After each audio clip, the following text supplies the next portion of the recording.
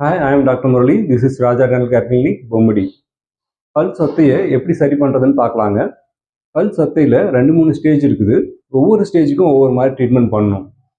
அதுக்கு முன்னாடி நம்ம பல்லினுடைய அமைப்பை பற்றி தெரிஞ்சுக்கிறது நல்லது. பல்லில் 3 லேயர் இருக்குதுங்க. வெளியில் இருக்கிற லேயருக்கு பேர் எனாமல், அதுக்கடுத்து உள்ளே இருக்கிற லேயருக்கு பேர் டென்டின், அதுக்கடுத்து உள்ளே இருக்கிற லேயர் வந்து பல்பல் டிஷ்யூ. ஃபஸ்ட்டு பல்லில் எனாமல்ன்ற லேயரில் சொத்தை ஸ்டார்ட் ஆகும். அந்த ஸ்டேஜில் வந்தோம்னா பல்ல அடைச்சிக்கலாம். இந்த ஸ்டேஜில் பல்ல எந்த சிம்டமும் தெரியாது. பேஷண்ட் அவங்களாவே கண்டுபிடிக்கிறது ரொம்ப கஷ்டம். அதனால் நல்லா இருக்கிறவங்களே 6 மாதத்துக்கு ஒரு டைமு டென்டல் செக்அப் பண்ணோம்னா டாக்டர்ஸ் வந்து புதுசாக சொத்தை ஏதாவது வந்திருக்கான்னு செக் பண்ணி பார்த்து அதை கண்டுபிடிச்சி சொல்லுவாங்க. அந்த ஸ்டேஜ்லேயே அடைச்சிக்கணும். பல்லு அடைக்கிறதுக்கு இன்ஜெக்ஷன் எதுவுமே போட தேவையில்லைங்க. மிஷினில் சொத்தையை க்ளீன் பண்ணிவிட்டு ஒரு பேஸ்ட் மாதிரி வச்சுருவோம். ஃபஸ்ட்டு ஸ்டேஜில் பல் அடைக்காமல் விட்டுட்டீங்க அப்படின்னா அதுக்கடுத்து சொத்தை கொஞ்சம் கொஞ்சமாக ஆழமாக போய் டென்டின்ல லேயரை டச் பண்ணும். அது டச் பண்ணக்குள்ள தான் நமக்கு வந்து ஃபஸ்ட்டு சூடா சில்லுன்னு எது பட்டாலும் கூச்சம் வர ஆரம்பிக்கும். இதுதான் வந்து நம்ம அடைக்கிறதுக்கான கடைசி ஸ்டேஜ். ஆனால் நிறைய பேர் என்ன பண்ணுறாங்கன்னா இந்த ஸ்டேஜில் தான் கூச்சம் வருது, அதுக்கு என்ன பேஸ்ட் யூஸ் பண்ணலாம் அப்படின்னு கேட்குறாங்க. அதுக்கு என்ன காரணம் அப்படின்னா நம்ம விளம்பரத்தில் பல் கூச்சம் அதுக்கு இந்த பேஸ்ட்டு யூஸ் பண்ணுங்க அப்படின்னு தவறான விளம்பரப்படுத்துகிறாங்க. பல் கூச்சத்துக்கு என்ன காரணம்னு பார்த்து அதுக்கு தகுந்த மாதிரி ட்ரீட்மெண்ட் பண்ணணும்.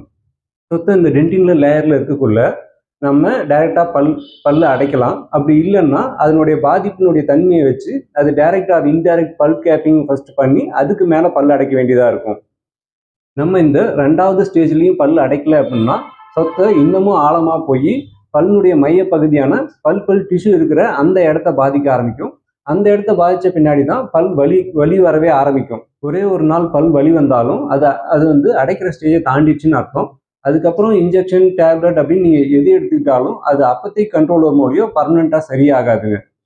இதை சரி பண்ணணும்னா பல்ல வேர் உள்ள வரைக்கும் போய் சரி பண்ணி வேரை அடைச்சி அதுக்கு மேலே பல் அடைச்சி அதுக்கு மேலே கேப் மாதிரி போடணுங்க. அதுக்கு அந்த ட்ரீட்மெண்ட்டுக்கு பேர் ரூட் கேனால் ட்ரீட்மெண்ட் அப்படின்னுவோம்.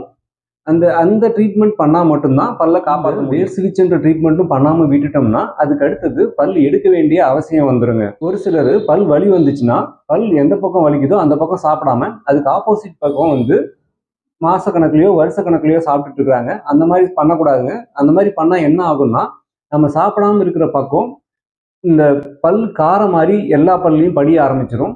சாப்பிட்ற பக்கம் பல் தேய்மானம் அதிகமாக வர ஆரம்பிச்சிடும். அதே மாதிரி நம்ம கை காலுக்கு எப்படி மூட்டெல்லாம் இருக்குதோ அதே மாதிரி நம்ம தாடையிலையும் மூட்டு இருக்குது.